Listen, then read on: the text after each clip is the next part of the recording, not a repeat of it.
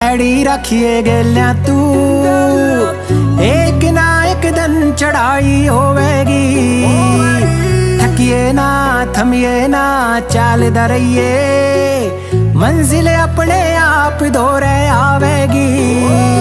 तेरा मेहनत की पैड़ी रखिए गेल्या तू, एक ना एक दिन चढ़ाई